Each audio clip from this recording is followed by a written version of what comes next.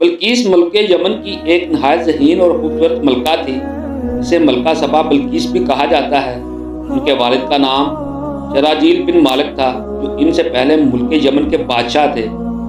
بلقیس نام تورات سے لیا گیا ہے کیونکہ قرآن کریم میں ان کا تذکرہ نام لیے بغیر نہایت اختصار اور جامعیت کے ساتھ بیان ہے۔ اس کے مطابق وہ ایک اعلیٰ درجے کی ذہین، مدبر اور دور اندیش حکمران خاتون ہونے کے ساتھ ساتھ مہمان نواز بھی تھی۔ یہ اور ان کی قوم سورج کی پرستش کرتی تھی۔ یہ حضرت سلیمان علیہ السلام کا دور تھا جو اللہ پاک کے ایک جلیل القدر پیغمبر تھے۔ اللہ پاک نے انہیں جنات اور ہوا پر قابو عطا کرنے کے علاوہ پرندوں کی بولیاں سمجھنے کا موضوع بھی عطا کیا تھا۔ اسرائیلی روایات کے مطابق آپ کا ملکہ بلقیس سے ملاقات کا ذکر کچھ اس طرح سے موجود ہے کہ حضرت سلیمان علیہ السلام نے انہیں خط لکھ کر خدا واحد کی عبادت کی دعوت دی۔ ملکہ بلقیس نے یہ پڑھ کر اپنے سرداروں سے مشورہ کیا، لہٰذا بحث کے بعد یہ طے پایا کہ حضرت سلیمان علیہ السلام کا امتحان لیا جائے کہ کیا وہ واقعی اللہ کے پیغمبر ہیں، اور اگر وہ سچے ثابت ہوئے تو ان کا مذہب اختیار کر لیا جائے۔ لہٰذا جب انہیں یقین ہوا کہ آپ اللہ پاک کے سچے پیغمبر ہیں تو ملکہ بلقیس نے فوراً حضرت سلیمان علیہ السلام کے پاس جا کر ایمان لانے کا فیصلہ کیا۔ ان کے آنے سے پہلے حضرت سلیمان علیہ السلام نے روحانی طریقے سے ان کا عظیم و شان تخت منگوایا، جسے دیکھ کر ان کا عقیدہ اور بھی پختہ ہو گیا اور وہ اپنی پوری قوم سمیت مان لے آئیں اور بعد میں حضرت سلیمان علیہ السلام کے نکاح میں آ گئی۔ یہ واقعہ تقریباً 950 قبل مسیح کا ہے۔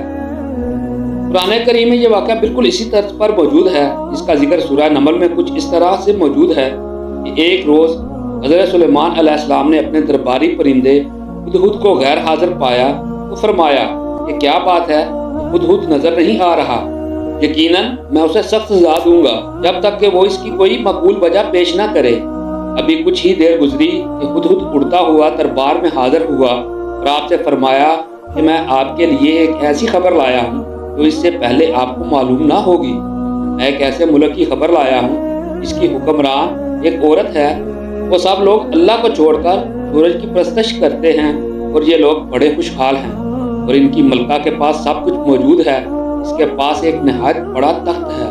مسلم مفسرین کے مطابق یہ تخت سونے کا بنا ہوا تھا جو 30 گز لمبا، 30 گز چوڑا اور 30 گز ہی بلند تھا۔ یہ قیمتی ہیرے، جواہرات اور سرخ سبز یاقوت سے سجا ہوا تھا۔ یہ اطلاع سن کر حضرت سلیمان نہایت حیران ہوئے اور فرمایا کہ ہم ابھی تمہاری بات کی تصدیق کر لیتے ہیں۔ حضرت سلیمان علیہ السلام ہدہد کو ایک خط لکھ کر دیتے ہیں جس میں ملکہ سبا اور اس کی قوم کو دعوت حق دی جاتی ہے وہ صرف ایک خدا کی عبادت کریں۔ پرندہ یہ خط لے کر حضرت سلیمان کے حکم کے مطابق جا کر ملکہ سبا کی خوابگاہ میں ڈال دیتا ہے۔ اس کے تمام دروازے اور کھڑکیاں اندر سے بند تھیں۔ جب ملکہ بلقیس اپنی خوابگاہ میں داخل ہوئی تو اس خط کو پڑھا دیکھ کر حیران رہ جاتی ہے کہ یہ اندر کس طرح سے پہنچ گیا۔ خط پڑھنے کے بعد وہ اس موقع پر نہایت تدبر اختیار اور کمال دور اندیشی کا ثبوت دیتی ہے اور اپنے سرداروں سے اس بارے میں مشورہ لیتی ہے۔ وہ تمام سردار اپنی طاقت اور شجاعت کے گھمنڈ میں جنگ کا مشورہ دیتے ہیں، لیکن ملکہ پہلے پرامن طریقے سے اس مسئلے کو حل کرنے کا ارادہ کرتی ہے، کیونکہ وہ جانتی ہے کہ جنگ جیتنے والوں کو بھی تباہی اور ذلت سے دوچار ہونا پڑتا ہے۔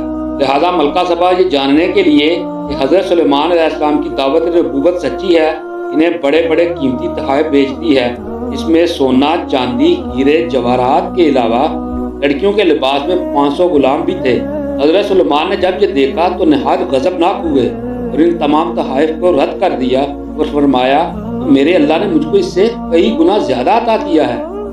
ملکہ کو لونڈی اور غلاموں میں تمیز کرنے اور اس کے علاوہ ایسے عظیم الشان لشکر کے ذریعے ملک یمن پر چڑھائی کی دھمکی بھی دی جس سے مقابلہ کرنے کی قوت ان لوگوں میں نہیں ہوگی۔ مفسرین کا خیال ہے کہ حضرت سلیمان کو بذریعہ وحی یہ علم ہو چکا تھا کہ ملکہ بلقیس ان کی آزمائش کے لیے آ رہی ہے، چنانچہ اللہ تعالیٰ کے حکم سے اسے لاجواب کرنے کے لیے حضرت سلیمان علیہ السلام نے ان کا تخت منگوانا چاہا، جسے وہ 7 بند دروازوں میں محفوظ کر کے حضرت سلیمان علیہ السلام کے پاس روانہ ہوئی تھی۔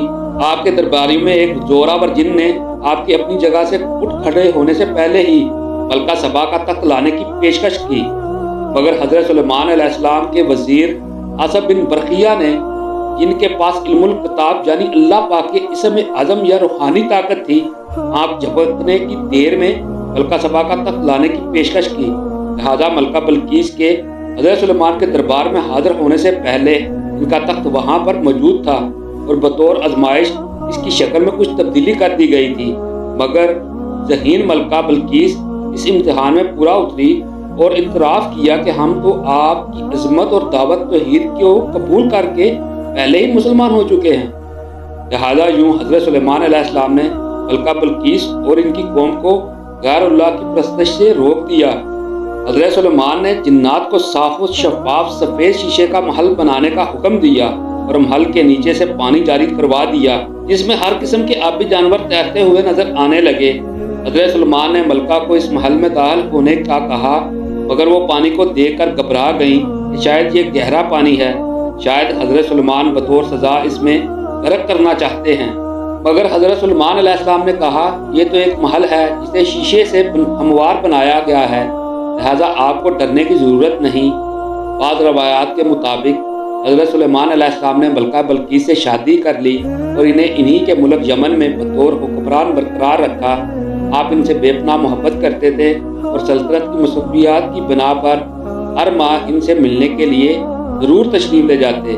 ملکہ بلقیس سے آپ کی اولاد بھی ہوئی اور آپ نے جنات کو حکم دے کر سلہیم اور ہمدان محل نما قلعے بھی ان کے لیے تعمیر کروائے، مگر بعض روایات کی روح سے ملکہ کی مرضی کے مطابق ہمدان کے بادشاہ کے ساتھ انہیں بیاہ دیا اور یمن کا ایک بازار بھی انہیں سونپ دیا اور ایک زبید نامی جن بھی ان کی اطاعت میں دے دیا۔